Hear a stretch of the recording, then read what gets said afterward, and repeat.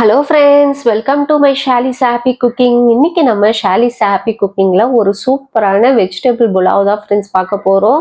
அவ்வளோ ஒரு டேஸ்ட்டாக இருக்கும். இது செய்கிறதுக்கு கடாய் மட்டுமே போதும். அவ்வளோ ஒரு டேஸ்ட்டாக இதை செஞ்சிடலாம். சிம்பிளாகவும் இருக்கும். வாங்க இதை எப்படி செய்கிறதுன்னு பார்க்கலாம். ஃபர்ஸ்ட் ஒரு கடாய் எடுத்துக்குங்க.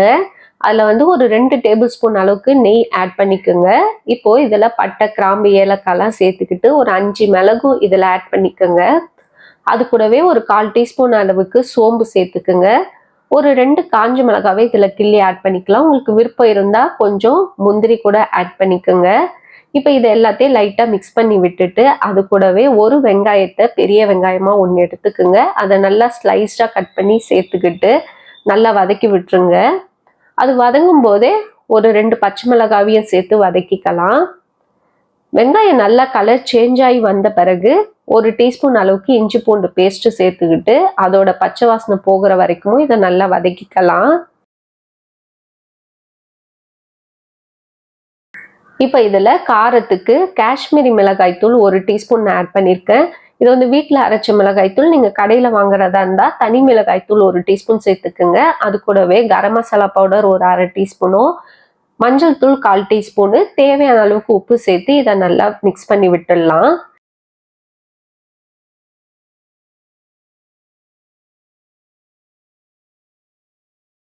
இந்த மசாலா எல்லாமே நல்லா மிக்ஸ் ஆகி வந்த பிறகு கொஞ்சமாக புதினாவும் கொத்தமல்லியும் ஆட் பண்ணிக்கோங்க. சும்மா ஒரு 1/4 கப் அளவுக்கு புதினா கொத்தமல்லி ஆட் பண்ணிக்கோங்க. ஆட் பண்ணிவிட்டு இதையும் சேர்த்து ஒரு 1/2 செகண்டுக்கு நல்லா இதை மிக்ஸ் பண்ணி விட்டுருவோம்.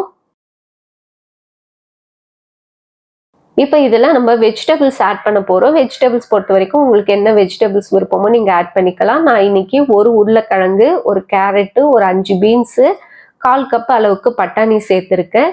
இதில் உங்களுக்கு என்ன காய் வேணாலும் நீங்கள் ஆட் பண்ணிக்கலாம். சேர்த்துட்டு இதை நல்லா மிக்ஸ் பண்ணி விட்டுருங்க. காய் வந்து வேகணும்ல அவசியம் கிடையாது. இதை மிக்ஸ் பண்ணி விட்டுருங்க. ஒரு 1லேருந்து 2 நிமிஷத்துக்கு மிக்ஸ் பண்ணி விட்டுருங்க. இப்போ நான் ஒரு 10 நிமிஷமாக ஊற வச்ச பாஸ்மதி அரிசி, 1 கப் அளவுக்கு பாஸ்மதி அரிசியை தண்ணி இல்லாமல் இதில் சேர்த்துக்கிட்டு ஒரு 30 செகண்டுக்கு இதை நல்லா மிக்ஸ் பண்ணி விடுங்க. உடையாம ஜென்டலாக மிக்ஸ் பண்ணி விடுங்க. அரிசி உடையக்கூடாது. இந்த மாதிரி சேர்க்கும்போது நம்மளுக்கு சாதம் வெந்து வந்த பிறகு நல்லா உதிரி உதிரியாக கிடைக்கும். அதுக்காக தான். இப்போ இதில் 1 கப்பு பாஸ்மதி அரிசிக்கு 2 கப் அளவுக்கு தண்ணி ஆட் பண்ண போகிறோம். தண்ணி சேர்த்துட்டு இதை லைட்டாக மிக்ஸ் பண்ணி விட்டுருங்க.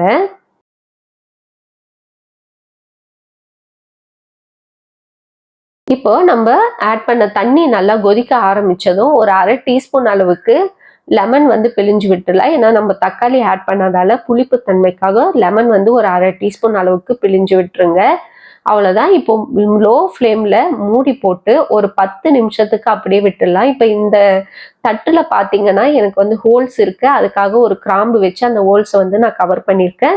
நீங்கள் காற்று போகாத ஒரு தட்டு போட்டு ஒரு 10 நிமிஷத்துக்கு லோ ஃப்ளேமில் அப்படியே மூடி வச்சிருங்க. அவ்வளோதான். 10 நிமிஷத்துக்கு அப்புறமா ஓப்பன் பண்ணுவோம்.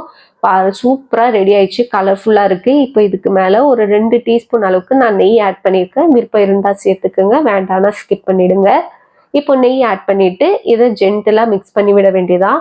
10 நிமிஷத்தில் நம்மளுக்கு வந்து ஒரு சூப்பரான புலாவ் ரெடி ஆயிடுச்சு. இதை வந்து ஒரு ஆனியன் ரைத்தாவோடு வச்சு சாப்பிட்டு பாருங்கள்.